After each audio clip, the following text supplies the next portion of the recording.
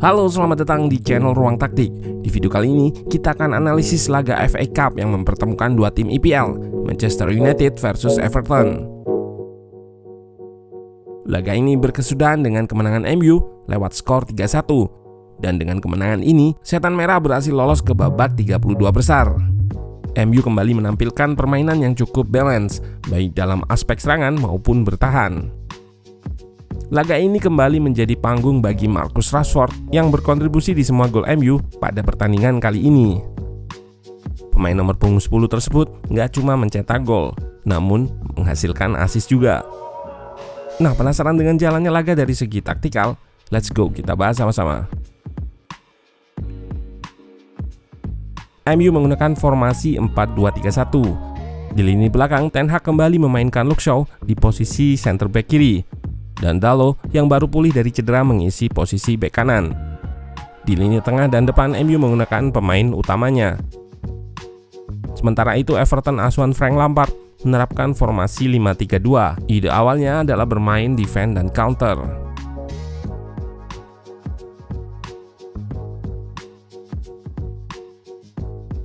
Di laga ini MU lebih unggul dalam penguasaan bola dengan 58%. Salah satu faktor yang membuat MU lebih dominan dalam possession adalah skema high press-nya yang nggak membiarkan Everton nyaman untuk berlama-lama menguasai bola.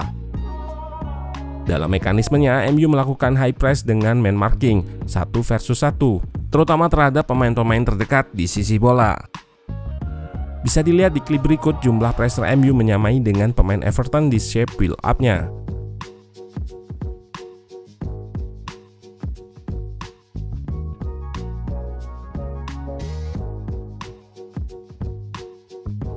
Blok press lini pertama MU juga cukup baik dalam menutup opsi progresi ke tengah. Dua hal ini yang membuat Everton terpaksa melepaskan bola direct dan lebih cepat kehilangan penguasaan bola. Selain high press, MU juga menerapkan counter press yang seringkali cukup efektif untuk gagalkan transisi positif Everton atau serangan baliknya dan langsung kembali merebut possession. Dan tentunya, skema counter press yang dilakukan MU ini didukung dengan struktur atau positioning antar pemain yang nggak terlalu jauh. Sehingga jarak pemain MU untuk melakukan pressing ke pemain Everton saat possession lepas cukup dekat. High press dan counter press MU ini cukup berhasil menyulitkan Everton. Dalam statistik terlihat MU berhasil 10 kali melakukan high turnover atau merebut bola di area tinggi. Dari PPDA juga terlihat Everton rata-rata hanya bisa melakukan 7,6 umpan sebelum akhirnya possession kembali dipegang oleh MU.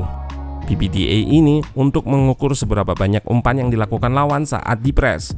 Semakin sedikit umpan berarti semakin intens pressingnya.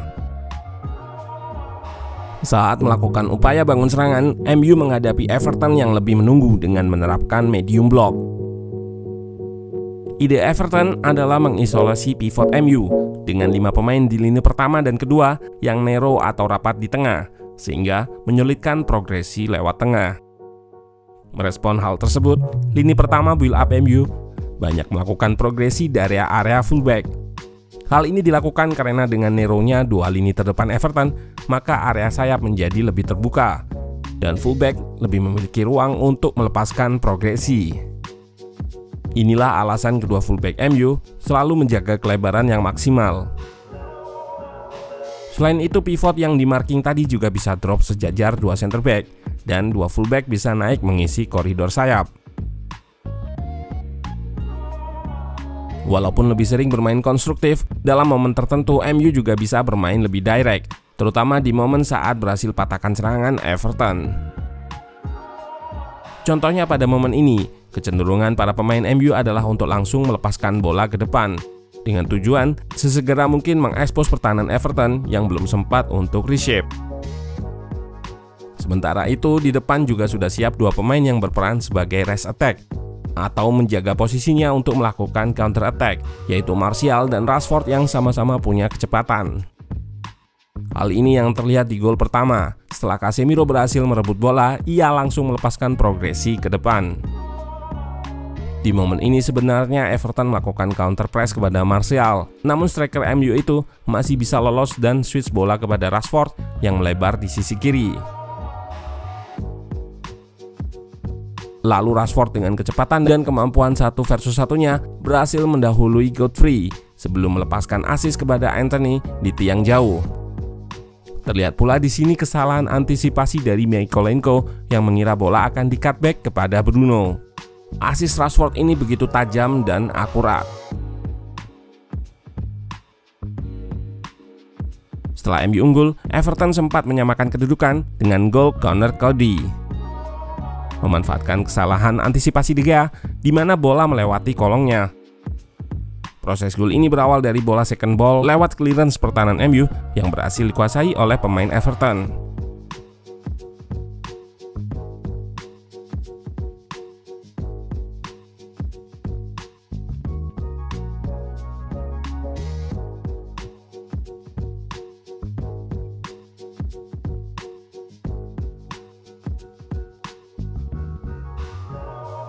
Di fase menyerang, MU menggunakan attacking shape yang berubah-ubah.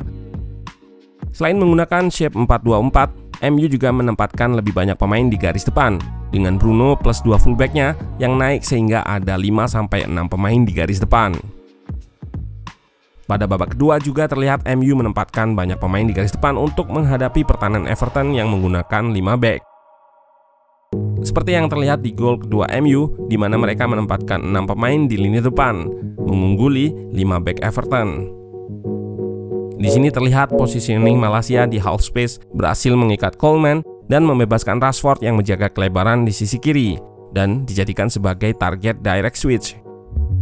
Kembali terlihat bagaimana kemampuan close control dan 1 versus 1 Rashford berhasil merangsek masuk ke kotak penalti sebelum melepaskan cutback yang gagal diantisipasi oleh Coady sehingga masuk ke gawangnya sendiri.